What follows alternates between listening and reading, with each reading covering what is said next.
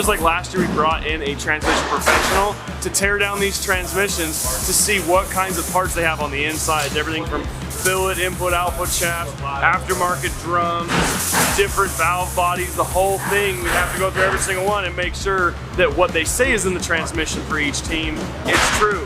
3 of the 4 teams are planning on using a Turbo 400 transmission, but team out in front is going with a little bit of a different approach.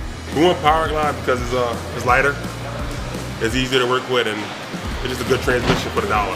First gear isn't as steep, so you can really get after it down low, especially on no prep surface. When we say street cab, we mean street cab.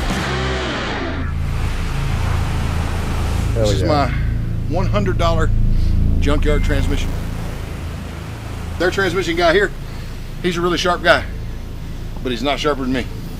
Jim Howe has some concerns about team out in front's transmission. Oh, Jim's a little upset with us. It's okay though. I've never seen a stock valve body with an extended filtered billet adapter, a trans brake solenoid. I'm thinking I ain't got a transmission like that. I need one. That's nice. A lot of times it's good if you give them something to catch, because then they feel like they got something.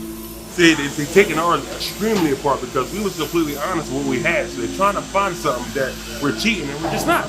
We're not cheaters. Remember this, guys. It's not cheating unless you get caught. They know there's something there, but they can't prove it. Y'all's junkyard got some nice stuff. Right here. Right here.